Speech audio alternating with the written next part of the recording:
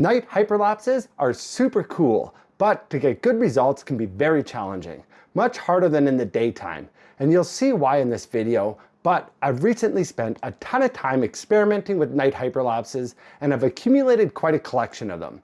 So in this video, I'm going to be showing you examples using every mode and a variety of settings. This is going to be a complete guide to night hyperlapses. Now, I've already done a video going through the detailed setup of a hyperlapse, and I would recommend checking that out if you haven't already seen it. But I have a lot of examples to go through in this video, so I'm not going to go through a detailed setup of each example. Mostly, I'll just be highlighting some key points that I want to emphasize. So first off, I've found there's no one best setup for night hyperlapses. There are certainly things that don't work well, and there are things that will often get you good results. And in this video, I'm going to be showing you examples of both. So hopefully by the end of this video, you'll have seen enough to know what settings and modes you want to try and also things you want to avoid. Now, I'm going to go through each of the modes one at a time and show you a few examples of each, because one thing I want to show is that the results you get are going to vary regardless of the mode you're using. That being said, there are certain setups, as you'll see in these examples, that do work better. And the mode I used for my last examples is definitely my favorite for night hyperlapses. But we have a lot to go through, so let's jump into the first example. All right, in these first examples, I'm going to be using free mode. And the only reason I ever use free mode is to capture a hyperlapse with no movement, essentially just a time lapse in the sky. It works great in certain situations like sunsets and sunrises, but at night it can be a bit tough to get a still shot. And you'll see what I mean in this example. So first, I'll just finish setting it up. I typically use a 3-second interval for capturing movement on the ground like moving vehicles. And I usually set the length to somewhere around 12 to 15 seconds to try and get as long a clip as my battery will allow. It doesn't hurt even if it doesn't finish it. And in these examples, I'm not worried about the speed setting because I'm not going to be moving anyway. The last thing I'll do is adjust the camera settings. And most often when you're capturing night hyperlapses, you want motion blur. So I'll put the camera in pro mode and manually set the shutter speed to a long exposure.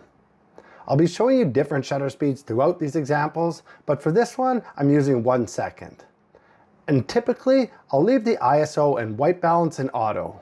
Now, one last thing before I show this clip is you need to frame your shot to allow for cropping.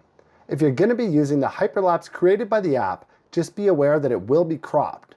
And you will see this in all these examples. Just look at what's in the frame during the setup compared to the final result. Now, if you're capturing raw files, they're not cropped, but they will require some editing. Anyway, let's check this clip out.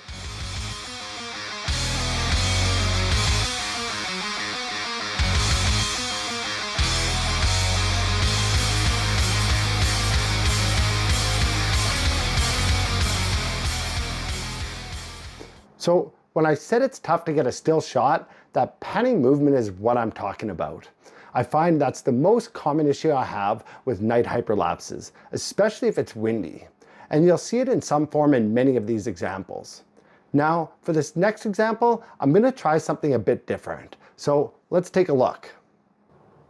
Since I'm capturing stop and go traffic, I want to see what a faster interval will look like. So for this example, I'm going to set my interval to 2 seconds. But notice when I do that, the lowest shutter speed I can use is 1/3 of a second. If it was faster moving traffic, I would say that's too high of a shutter speed. But in this case, it should work. Something I also wanted to show you, in case you didn't already know, you can add time to your hyperlapse after you started it. So once I've started the hyperlapse, if you look at the lower middle of the screen where it shows the hyperlapse time remaining and photos, right next to that is a +1s. If you tap on that, it will add a second to your hyperlapse, and a message will pop up telling you how much time it adds, and you'll see the time remaining increases. Now, if your battery level is too low, it won't let you add time. And I'll show you that in another example, but let's see how this one turned out.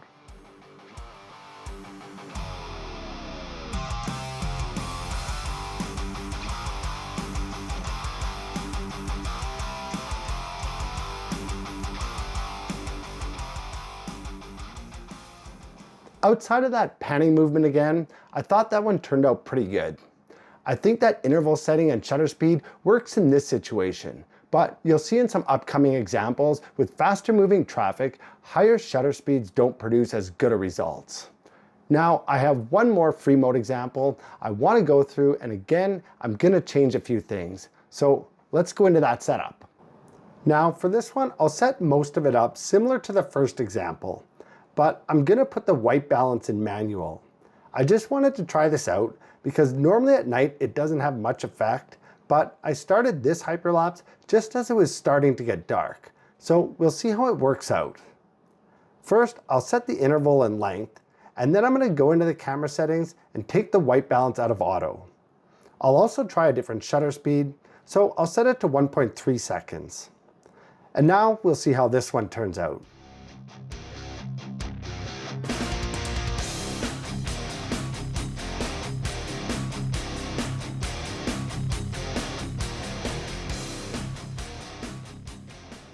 I thought that was pretty interesting. It did get a bit orange by the end, but it was definitely the most steady of these first few examples. And I don't know why that panning movement happens so much at night, but I want to show you the difference between day and night. And I have a hyperlapse I did during the day using free mode, and it was even a bit windy, as you can see by the movement of the clouds. And despite that, it still turned out great. So let's check it out.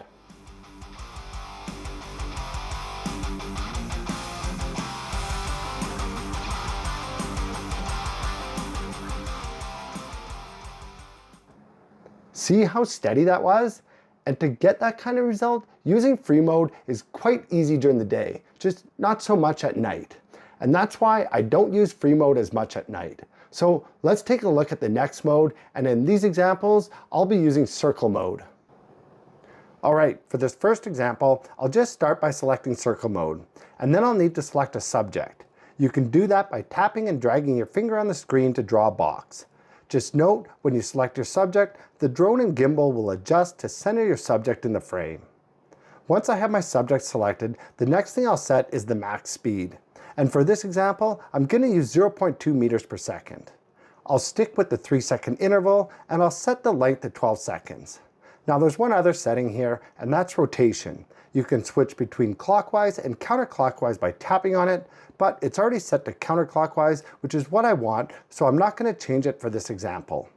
I'll also leave my shutter speed at 1 second, and that's it. Let's take a look and see how it turned out.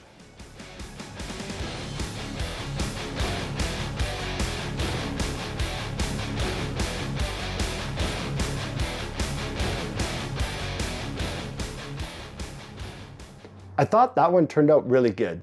I find circle mode works quite well most of the time. Now, I want to show you what happens if you set the max speed to a higher setting. So let's jump into that setup. So the same thing for this one. I'll go into circle mode, and then I need to select my subject. I like to get everything lined up with my subject fairly centered, just so I don't have to worry about the gimbal readjusting after I select my subject.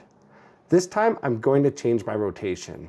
So currently it's set to CCW or counterclockwise, and if I tap on it, it switches to clockwise or CW. Now I'm going to leave the max speed at 0.5 meters per second. Normally I don't go higher than 0.3 meters per second, but for this example I want to go beyond what I would normally do just to see the difference. I'll also try a faster shutter speed of 1/1.67. And now we can take a look and see how that worked out.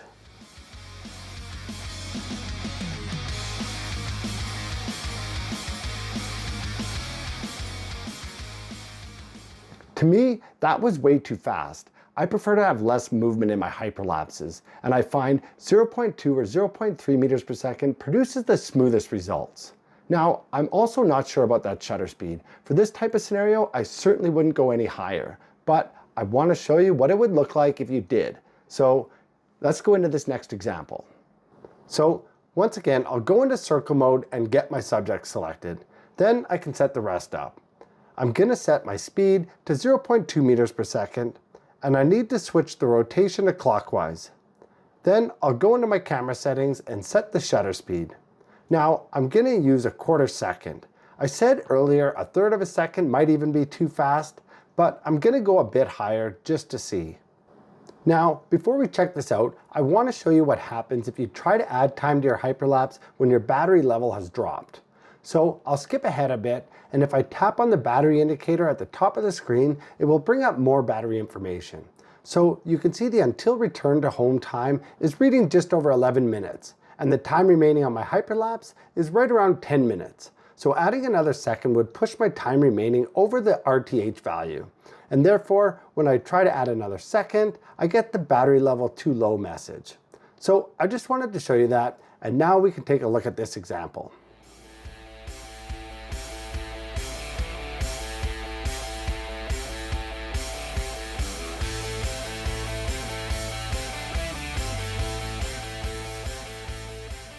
I think that was a good example for a higher shutter speed, but I'm looking for those light trails and there's just not enough motion blur to give that effect.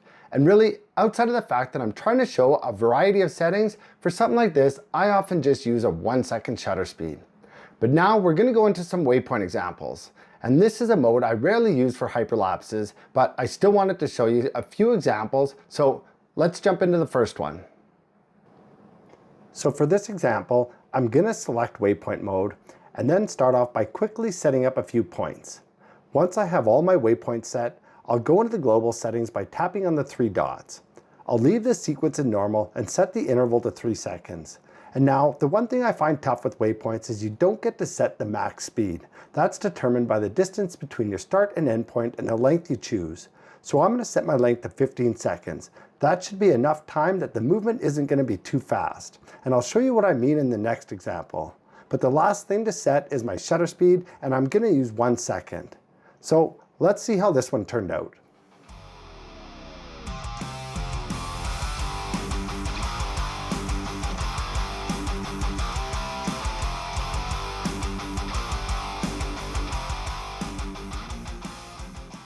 That one actually turned out quite well. It was moving slow enough that it actually looked quite smooth. But now I want to show you a similar example and what would happen if I had set the length a bit lower. So again, I'll go into waypoint mode and I'm going to quickly set up the waypoints to create a similar path to the last example. Now, when I go into the global settings, I'll keep the interval at 3 seconds, but instead of 15 seconds, I'm going to set the length to 12 seconds, which in total time is almost 4 minutes less, so it's going to have to move faster. Again, I'll use the 1 second shutter speed, and now we can see how this one turns out.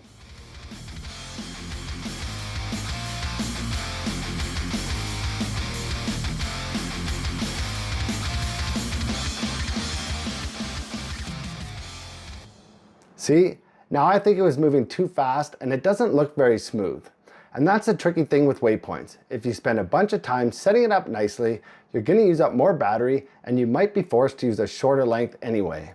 So I have one more waypoint example to show you because you could save your waypoint setup and then run the hyperlapse from the saved waypoints. So let's take a look at that. Okay, for this example, I'm only using 2 waypoints and I'm actually going to set my end waypoint first, then I'll go to the location I want to start the hyperlapse and I'll set my next waypoint. For this one, I'm also going to use a shutter speed of 1.3 seconds since I haven't shown much with that. I'll set my length to 15 seconds, and I'll also need to switch the sequence from normal to reverse, so it starts at the second waypoint and finishes at the first. The last thing I need to do is save it. So if I go back to the waypoint setup and tap on the paper icon in the upper left, this opens my saved tasks. I'll hit save, and now that it's saved, I'll switch screen recordings and show you how to load the saved waypoints. First, I'll have to go back into waypoint mode, and again tap on the paper icon to bring up the task library. I can select the task I want by tapping on the screenshot.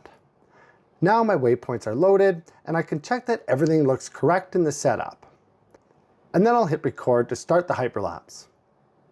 Now, I did also run the hyperlapse when I originally set the waypoints, so I'll show you both of those.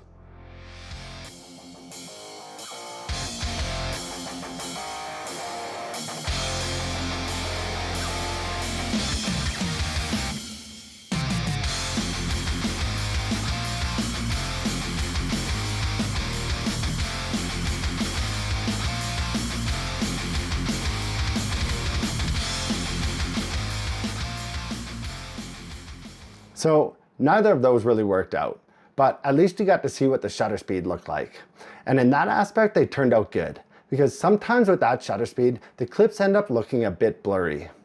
Now, I basically had that set up to fly straight backwards with a bit of elevation change, and I find it really struggles to fly in a straight path at night. But in the daytime, it seems to have no problem. And I'll show you what I mean with a similar example, except of a hyperlapse I ran during the daytime. So let's check it out.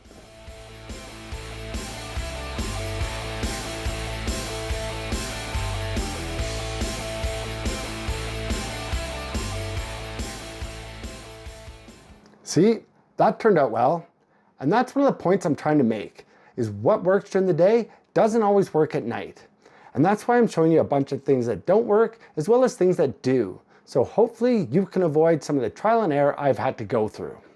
But now we're gonna move on to the last mode, which also happens to be my favorite for night hyperlapses, and that's course lock mode. So let's take a look at the first example. The one thing I really like about this mode is you can create so many variations just by adjusting your heading relative to your flight path. So for this first example, I want to travel in a forward lateral motion across the roadway.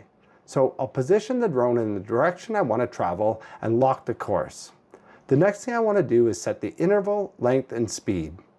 Once I have those set, I'll often bring up the map to check my endpoint, indicated by the red dot, in case I want to adjust my start point. But you want to have your interval, length, and speed set first, because they too will affect your endpoint. Now, to finish setting this up, I'm going to use a shutter speed of 1/1.25. And I have another example from the same location using a 1-second shutter speed, so I will also show you that, just so you can see the two shutter speeds. So let's check these out.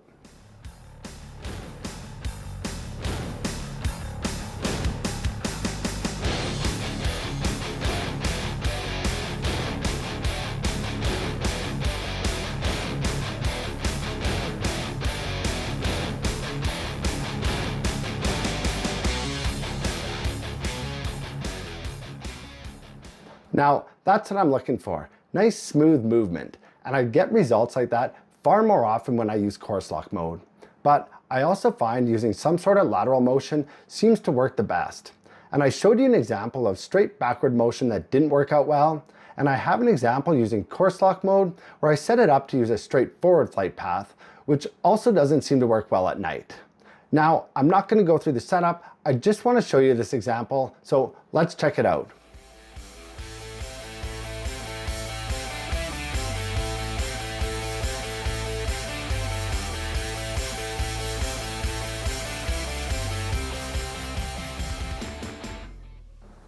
Outside of that distortion, that one actually turned out quite well. And distortion is another common issue I run into at night. But I often find it tends to wander back and forth when I set a straightforward flight path. But now I want to show you a few more examples of setups I find consistently produce good results. So let's go into the next one. For this example, I'm going to set it up in a similar location to the last one I just showed you, just to see if we get that same distortion. Except I'm going to use a more lateral motion. I'll stick with a 3-second interval, set the length to 14 seconds and the speed to 0.2 meters per second. I'll adjust the heading, and for the shutter speed, I'll just leave it at 1 second. And now let's check this one out.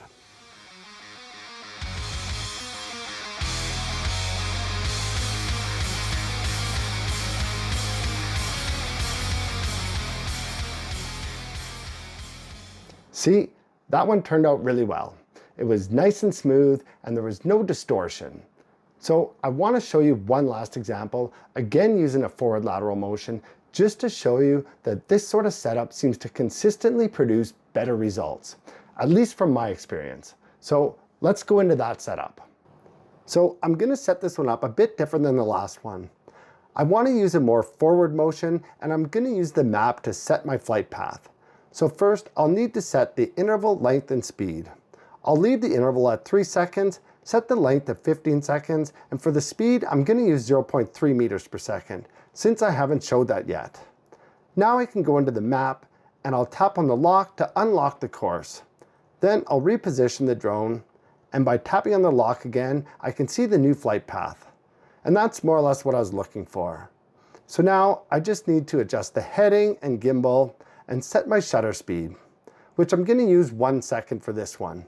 But I have a few examples from this location using different flight paths and shutter speeds. And I'll show you those examples right after this one. So let's have a look.